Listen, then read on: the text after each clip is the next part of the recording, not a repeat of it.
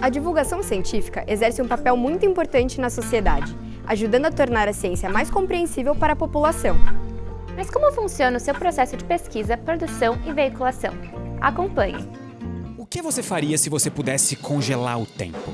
Se você pudesse estalar o dedo e tudo ao seu redor parasse? Na verdade, não é muito difícil definir o que é uma pesquisa científica, porque é aquela baseada em evidências, que trabalha a partir do método científico. Ela se baseia em técnicas, se baseia em um método específico. É isso que a pesquisa faz, né? Avança no conhecimento científico. Qualquer pesquisa científica é importante no sentido de ajudar a compreender ou buscar algum entendimento com aquilo que está sendo estudado e principalmente como isso impacta a sociedade. Spider-Man, Spider-Man, does whatever a spider can, spins a web any size. Eu fiz uma iniciação científica sobre o Homem-Aranha através do Aranhaverso. Na minha pesquisa, eu abordo certos significados de elementos que aparecem na tela.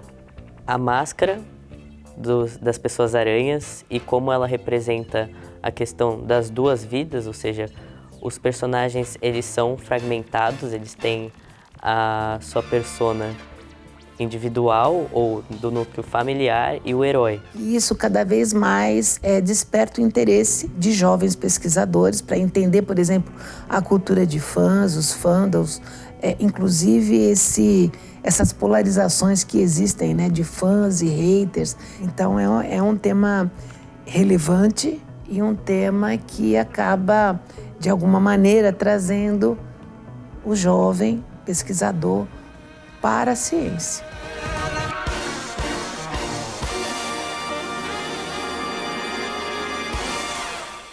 Eu acho que a divulgação científica ela tem um papel muito importante de conectar a ciência que é produzida nas instituições de ensino com as pessoas que não necessariamente estão ativamente em carreiras científicas ou que lidam com ciência o dia todo. Precisa ter esse reconhecimento de que as pessoas têm essas dificuldades e fazer esse esforço no sentido de transformar temas complexos, assuntos complexos em coisas mais simples, que estão ligados ao dia a dia das pessoas. Os museus são exemplo de divulgação científica. Quantas vezes a gente vê as escolas levando os alunos e lá aquele aluno aprende, né, alguns conceitos que nos livros não fazem muito sentido e às vezes numa linguagem mais rebuscada isso acaba afastando e que a divulgação científica pode promover. Não existe inteligência artificial na comunicação sem um humano envolvido e supervisionando. Isso é o nosso mantra.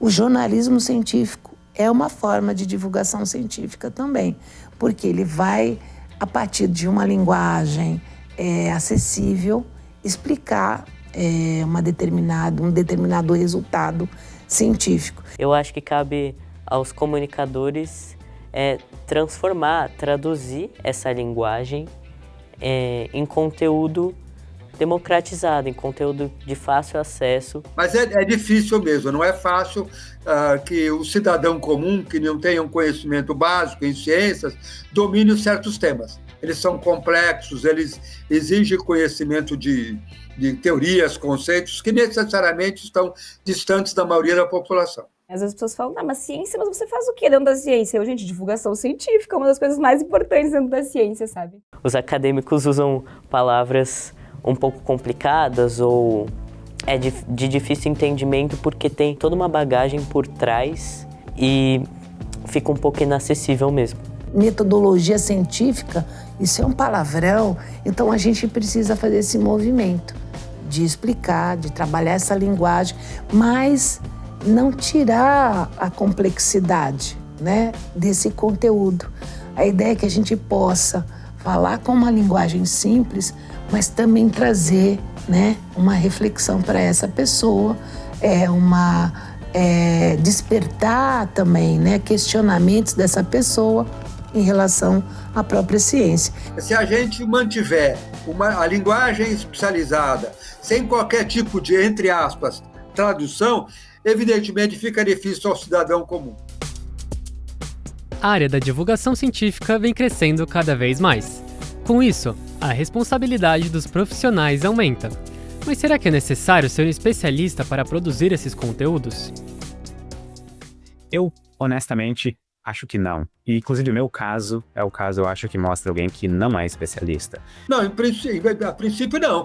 Nós temos jornalistas que são excelentes divulgadores, podemos apontar dezenas deles em várias áreas.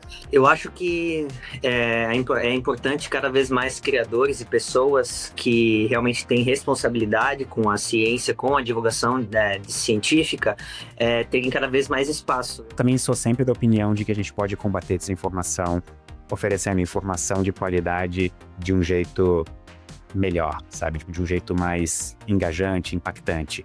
Então, é meio que essa metáfora. Para cada gota de desinformação, você produzir 5 conteúdos muito bem informativos, para que essa comunidade cresça e a comunidade da desinformação diminua.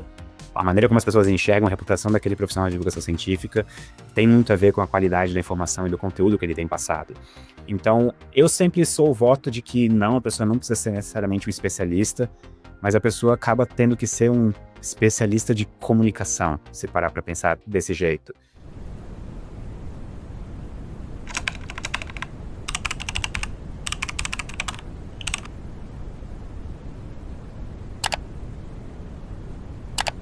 Seja bem-vindo ao podcast Pesquisar, um projeto de divulgação científica da Faculdade Casper Libero. Pesquisar é um podcast, uma parceria entre a Rádio Gazeta Online, e o CIP da Faculdade Casper Libero, onde a gente faz reuniões de pautas, define ali aqueles temas para poder definir o que vai ser apresentado depois publicamente. A proposta foi mudar um pouco esse formato do debate e fazer um formato narrativo, fazer uma contação de histórias. Acho que existem algumas formas de você atrair pessoas que não têm interesse em leituras acadêmicas, mas gostam do assunto e de forma mais simplificada, eles podem sim ser interessantes. O podcast Pesquisar tem uma importância para o público externo que é justamente para poder passar essa cultura da pesquisa, da ciência, todo esse trabalho que é criado dentro da faculdade pelas pesquisas dos alunos, o ouvinte no final consegue acompanhar, e enfim, pode até se interessar por aquele tema e aprofundar depois numa outra subpesquisa, por exemplo. Há pesquisadores, a ciência e inclusive e principalmente no campo da comunicação, a gente tem muitos pesquisadores, a gente tem um campo consolidado e isso precisa ser valorizado.